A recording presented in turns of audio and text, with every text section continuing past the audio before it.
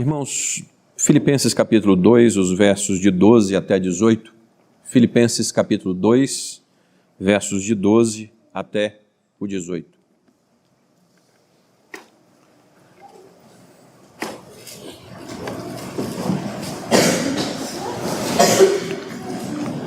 Irmãos, depois da insistência em Deus para deixarmos a inveja, depois da insistência de Deus para sermos humildes, como Cristo nosso Senhor foi e venceu, e porque Ele obedeceu, venceu, e porque obedeceu e venceu, Ele recebeu um nome que está acima de todo nome, o apóstolo Paulo vai dizer, exigindo, uma vez que temos o exemplo do nosso Senhor, uma vez que Cristo é o nosso Senhor, então, diz o verso 12, assim, pois, amados meus, como sempre obedecestes.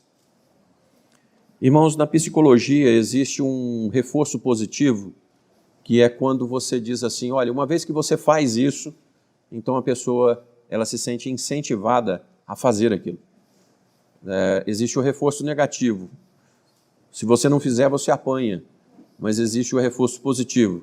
Olha, parabéns, uma vez que você faz isso, o reforço positivo costuma ser muito mais poderoso do que o negativo. E Paulo, na sua didática do céu, ele usa muito isso. Irmãos, às vezes eu chego para a igreja e digo, eu sou tremendamente orgulhoso. E alguém pode bater palmas para isso, né? Mas, na verdade, o que eu estou fazendo é um reforço positivo. Eu gostaria que você enxergasse o tamanho do seu orgulho, da sua soberba, e já que o pastor admite que é soberbo, eu também tenho que admitir.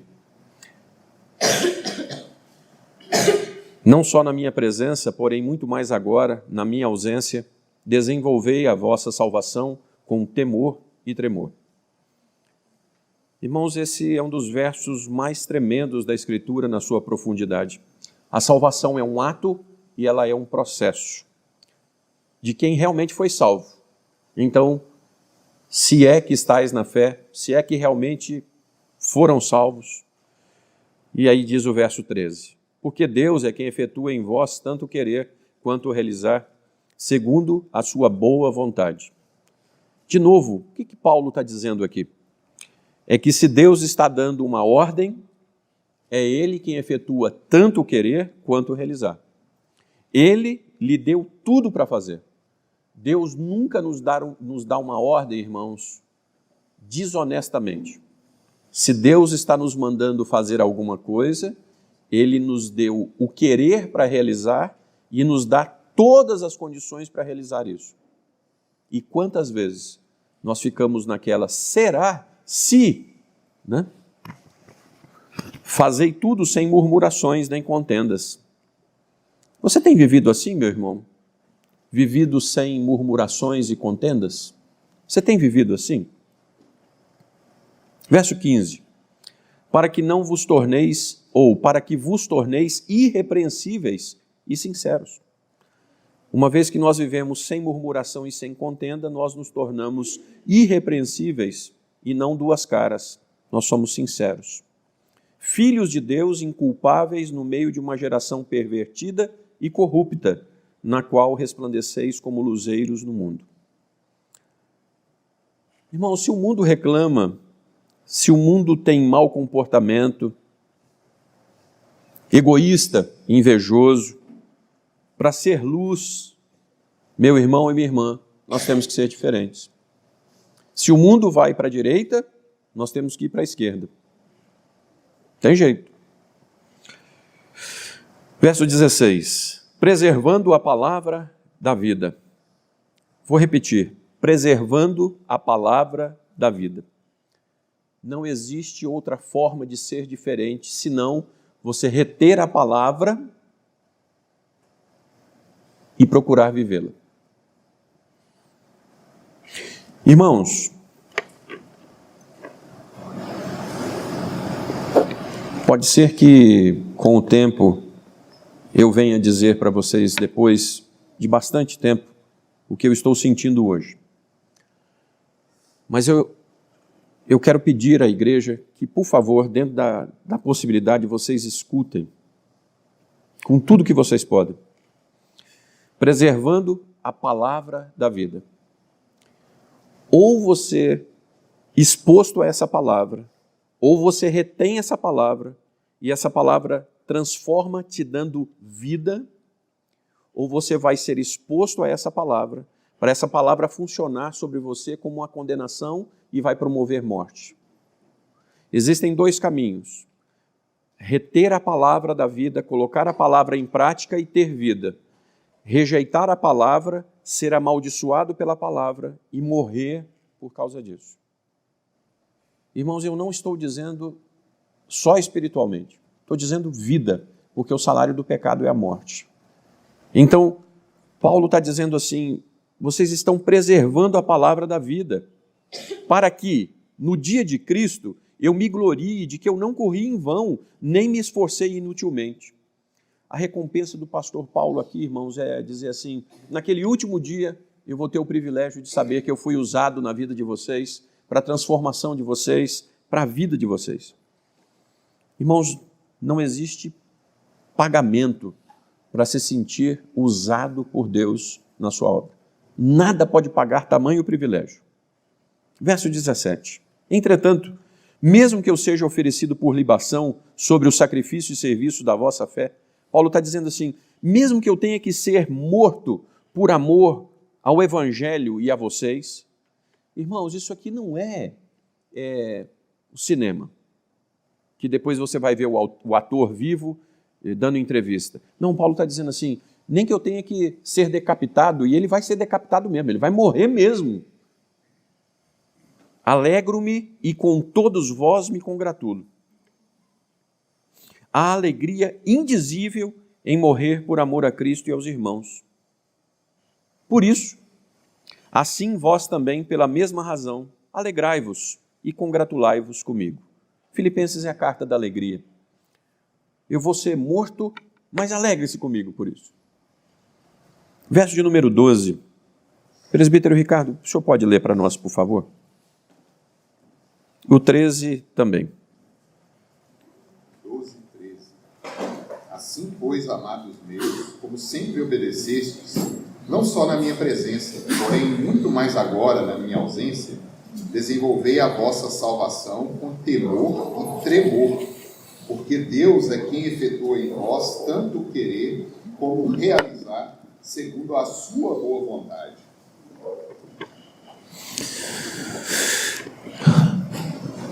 Por favor, ao seu coração, você não está aqui à toa, você não veio aqui porque quis, o Espírito Santo de Deus te trouxe aqui.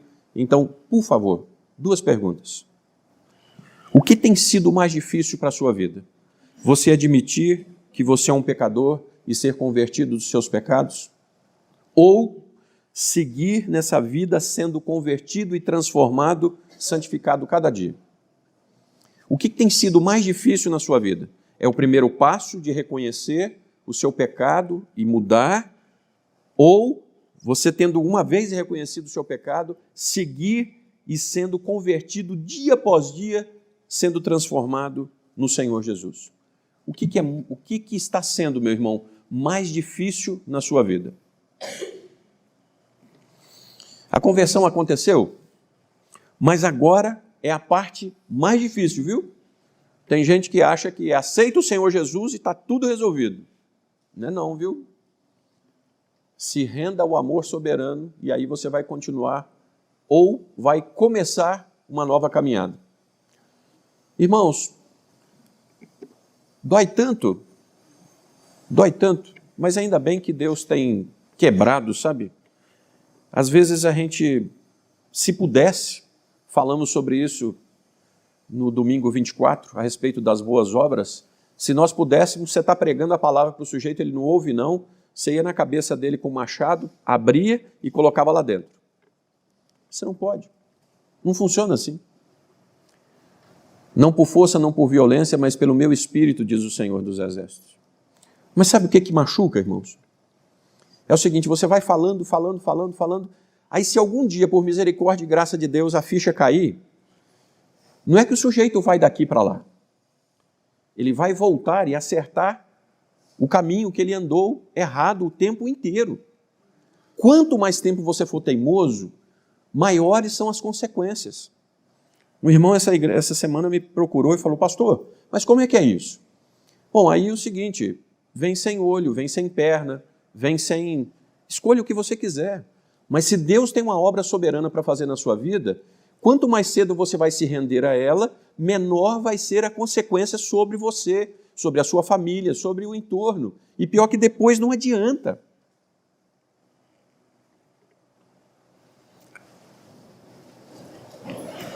Ou nós produzimos frutos, irmãos, dignos de Deus, ou nós vamos ser cortados e lançados no fogo. Para que serve o convertido? Para que serve a árvore, se não é para produzir frutos? O verso de número 13, né? Porque é Deus quem efetua em vós tanto querer quanto realizar. Escuta, se Deus está te dando tudo para você ter uma vida frutífera e abençoadora, se você é o contrário disso, se você vai insistir nisso, irmãos, Gálatas 5,6 diz assim: porque em Cristo Jesus nem a circuncisão nem a incircuncisão tem valor algum, mas a fé que atua pelo amor. O que adianta você ter conhecimento bíblico? O que adianta você ter anos de igreja? O que adianta? Ou seja, a fé que age porque nós amamos ao Senhor Jesus, ou amamos o Senhor Jesus, e isso não é por obrigação, irmãos, é prazer. Quando você coloca a palavra em prática, você vai vendo o que Deus faz. E tem um monte de gente vivendo com um problema grave, por quê? Porque está ouvindo e ao invés de partir para o outro lado, continua insistindo em algo que já não deu certo. Então é o seguinte, olha, você esperar resultados diferentes fazendo a mesma coisa, isso é loucura. Se você continuar fazendo as mesmas coisas, o resultado vai ser sempre o mesmo. E não adianta pedir para Deus abençoar isso. Ele está falando com você, mude, não é assim. E você continua insistindo. Irmãos, por favor, o que hoje você teria o privilégio de aí no silêncio do coração dizer assim, isso eu deixei por amor a Cristo, isso eu fiz por amor a Cristo, isso eu estou fazendo por amor a Cristo. Nesse último ano, isso eu fiz por amor ao meu Senhor. O que você poderia dizer agora? Para você, não é para mim, para você. Versos de 14 a 16, seu Salvador, leia para nós, 14 a 16, por favor. Fazei tudo sem murmuração nem contendas, vos torneis irrepreensíveis, sinceros filhos de Deus e do Pai, no meio de uma geração pervertida e corrupta, na qual resplandeceis como um brilho de luz, preservando a palavra da vida, para que o dia de Cristo ele morreu, que ele não corria em vós, nem expulsareis do Fazei tudo sem murmuração nem contendas. Joel Bick, comentando esse texto, ele diz que não existe nada pior para uma equipe do que um batata podre. Sabe aquele sujeito que só reclama, só critica tudo? Tudo está ruim. O sujeito só vê defeitos. Interessante. Vê defeitos na igreja, né? Vê defeitos na igreja. Tem um negócio bom para a gente enxergar defeitos, irmãos, na igreja. É extraordinário. Vá para frente do espelho. Se você resolver a questão da sua vida, você já vai ajudar bastante. As pessoas precisam entender o verso de número 15, quando ele diz no final, para que vos torneis filhos de Deus. E alguém pode dizer, pastor, mas quando eu me rendo ao Senhor Jesus, a palavra diz que todos aqueles que o receberam, deu-lhes o poder de serem feitos filhos de Deus. Como é que Paulo está dizendo assim, e agindo sem contenda, sem murmurações, sem duas caras? Verso 16, ele diz assim, preservando a palavra da vida. Irmãos, uma das coisas mais duras, nós discutimos lá em casa durante muito tempo. A Elaine falou, Jô, mas essa palavra é muito dura quando você chama alguém de filho de Satanás. São duas coisas, né, irmãos? Existem os filhos de Deus e os filhos de Satanás. Como é que um crente pode ser um instrumento de Satanás, irmãos? Da mesma forma como Pedro foi com o Senhor Jesus. No momento ele diz assim, tu és o Cristo, o Filho do Deus vivo. Parabéns, Simão Bar-Jonas. Não foi carne e sangue que tu revelaram, mas o Espírito de Deus. Pela sequência do texto, 2 versos depois, arreda-te Satanás, porque não cogita das coisas de Deus e sim do mundo.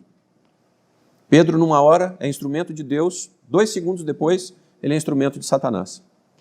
Irmãos, nós podemos agir não como filhos de Deus e como instrumentos de Satanás na vida dos nossos irmãos e da nossa igreja. Nós podemos ser assim. Bem, filhos de Deus podem ter culpa do pecado da negligência, irmãos. Por favor, abra sua Bíblia, Jeremias 48:10. Jeremias 48:10.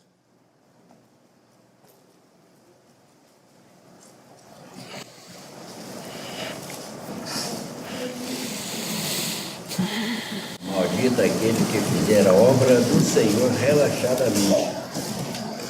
Maldito aquele que retém a sua espada e o sangue. Irmãos, nós temos rido quando alguém está pregando e fazendo gracinha com a palavra de Deus. Tem um pastor, que eu não vou citar o nome dele aqui, o sujeito brinca com a criação, ele brinca com Deus ter feito a mulher, ele brinca com o casamento, ele brinca e as pessoas riem. Então vamos fazer o seguinte, se você quiser ser gaiato, brincar, brinque, mas não brinque com as coisas de Deus. Não brinque não. Haja com seriedade com as coisas de Deus. Não comece as coisas e largue pela metade. Por favor. Não faça com Deus, com as coisas sagradas, aquilo que a Escritura diz assim, maldito é aquele que fizer assim. Não faça o trabalho do Senhor sem que seja o seu melhor. Irmãos, Deus não fica devedor para ninguém. Se você faz o trabalho do seu Deus, para o seu Deus, hoje vindo para cá, falando com Elaine, eu estou esperando algumas coisas assim, mas não fiz para esse ou aquele, fiz para Deus. Então, quando você pode chamar Deus como sua testemunha, fique em paz, mas o contrário é verdadeiro. Se você não fez o seu melhor para Deus, peça perdão, tema. De novo, no verso de número 15, o apóstolo diz assim, né? Para que vos torneis irrepreensíveis, sinceros, filhos de Deus, inculpáveis, no meio de uma geração pervertida e corrupta, na qual resplandeceis como luzeiros no mundo.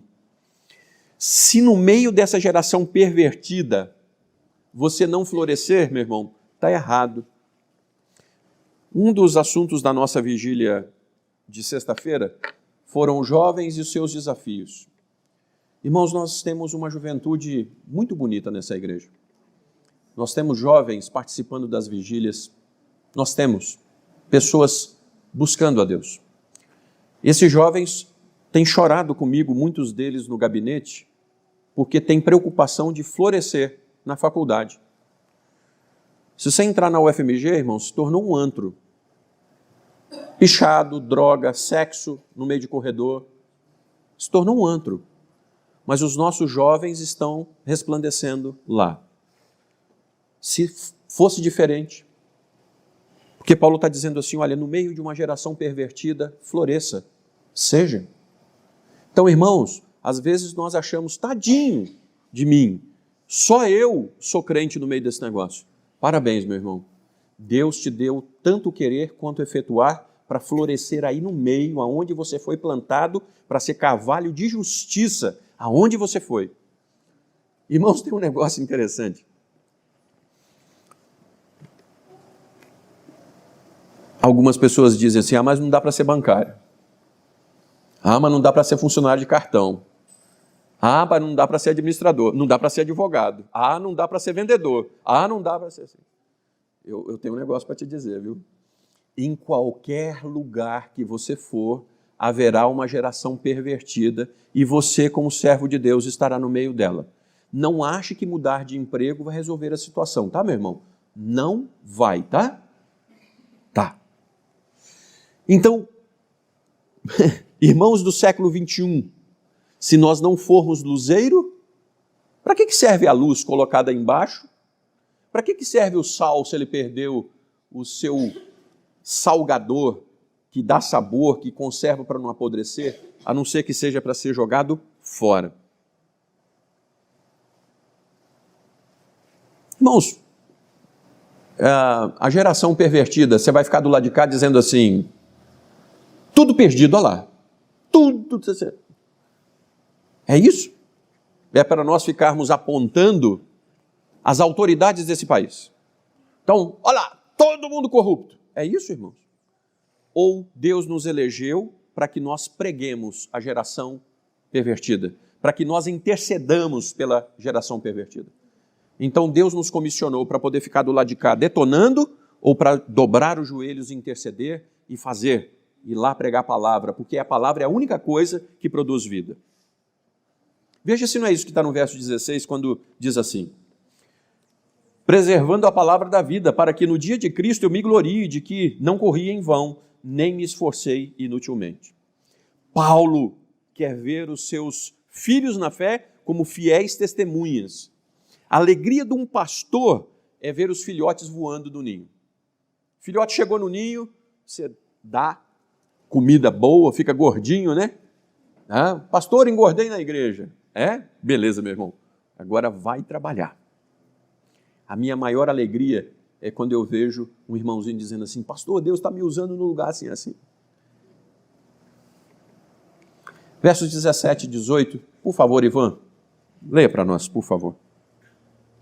Entretanto, mesmo que Deus que seja eu oferecido por libação sobre o sacrifício e serviço da vossa fé, alegre-me e com todos vós me congratulo. Assim vós também, pela mesma razão, alegrai-vos e congratulai-vos comigo. Esses versos são coisa de doido varrido no meio da nossa geração humanista pós-moderna. Isso aqui é coisa de doido. Alegria se tiver que morrer por amor a Cristo e aos irmãos? Né? No mundo individualista que nós vivemos, alegria é isso? Meu irmão, de verdade, nós temos que corar de vergonha, né? O quanto nós estamos dispostos a sofrer para pagar, para demonstrar um pouco de amor ao Senhor Jesus, o quanto Paulo fez e agia dessa forma. Irmãos, tem algo que está me preocupando tremendamente. Vocês estão vendo que a palavra sofrimento veio à baila de novo aqui? Vocês viram quem já fez o culto doméstico hoje? 2 de Timóteo 2, 1 e 3, Paulo fala do sofrimento de novo. Hoje à noite, irmãos, o Salmo, não percam, é um dos textos mais graves e terríveis da Escritura, é o Salmo 137. E o Salmo 137 não vai falar, olha, ganha um buquê de flores. Não. Então, irmãos, Paulo está dizendo assim, olha, não tem problema, eu vou morrer. Eu estou sofrendo para que muitos sejam salvos. Deus está querendo dizer alguma coisa disso para nós, irmãos. É um tema que se torna repetitivo na igreja e eu vejo claramente o Espírito gritando. Paulo chama os crentes a serem alegres porque chegou a hora dele ter o privilégio de morrer por amor a Cristo. Eu fico imaginando que se fosse nos tempos modernos, convoca o Conselho dos 318 para decretar que nós não aceitamos a morte de Paulo. Não, irmãos. Não, irmãos. O apóstolo Paulo convoca a igreja e diz assim, alegrai-vos comigo, alegrem-se comigo, eu vou ter a honra de morrer pelo Evangelho. Apocalipse, tratando dos mártires, eles estão sob a mesa do Senhor. O texto descreve, viu? Não tem ninguém dormindo lá no céu. Eles estão lá e eles dizem assim, Senhor, até quando não vingarás o nosso sangue? Sabe, o sujeito mostra assim, não, eu fui queimado. É, você foi queimado? Aí o outro, né? Aí a cabeça sobe assim, aí eu fui decapitado. Nossa, Aí as pessoas, por amor a Cristo no céu, elas dizem assim, eu passei por isso, por amor do meu Senhor. Meu irmão, responda, o que você passou por amor a Cristo? Vocês acham que Paulo está no verso de número 23? Verso de número 23, ele diz assim, ora, de um e outro lado, estou constrangido, tendo o desejo de partir e estar com Cristo, o que é incomparavelmente melhor. Irmãos, eu preciso concluir esse texto, e irmãos, me perdoem, às vezes a gente está indo um tempinho a mais do culto de oração, e eu vou usar os meus 30 minutos. Diz assim, Filipenses, irmãos, é a carta da alegria. Paulo está chamando a igreja a ter uma alegria. Que alegria é essa?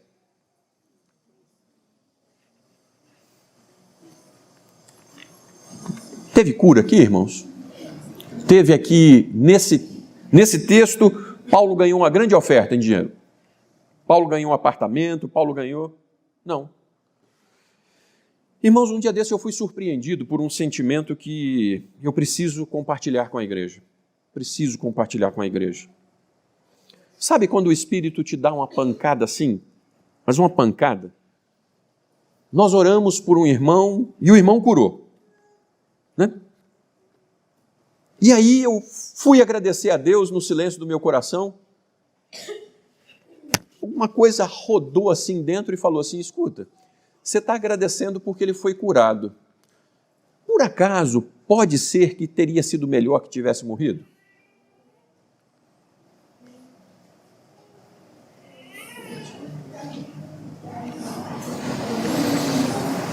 Irmãos, a igreja fica feliz muitas vezes porque o fulano de tal foi curado.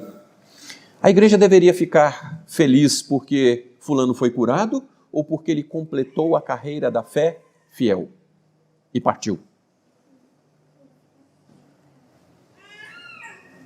1 Coríntios 10, 31 diz assim, quer comamos, quer bebamos, quer vivamos, quer morramos, façamos para... Vai morrer, meu irmão? Então morra, viu? Porque Deus tem prazer na morte dos seus santos. Salmo 116, 15. Deus tem prazer na morte dos seus santos. 2 Timóteo 4, 7, Paulo vai dizer, olha, eu combati o bom combate, completei a carreira e guardei. Não estou triste não, viu, irmãos? Estou feliz. Estou indo e olha que bênção. Se morremos, aleluia. Se vivemos, aleluia. Mas se nós morrermos naquele último dia, que nós sejamos encontrados fiéis, e não reticentes, e não teimosos. Se nós vivermos, que vivamos fiéis ao Senhor, irmãos, ou que Ele nos mate, irmãos. Irmãos, nos versos 17 e 18, Paulo está dizendo assim, eu vou ser assassinado, mas ele diz para a igreja, estou feliz. E aí ele diz para a igreja, estejam felizes comigo. Ele é um motivador de alegria, alegria que é fruto do Espírito, em qualquer circunstância. Você tem uma alegria aqui? Meu irmão, Deus te mandou hoje desenvolver a sua salvação. Deus lhe deu todo o ferramental, tanto para querer isso como para fazer isso. Irmãos, por favor, com tudo aquilo que posso, por favor, eu estou apelando, irmãos. Mateus 6, 22 e 23, o Senhor Jesus disse assim, olha, se os seus olhos forem bons, que grande coisa será a sua vida. Se os seus olhos forem maus, que grandes trevas serão, porque você não vai encontrar motivo de alegria, de ser feliz, tudo vai estar ruim para você, aonde você estiver, aonde você for, o que for.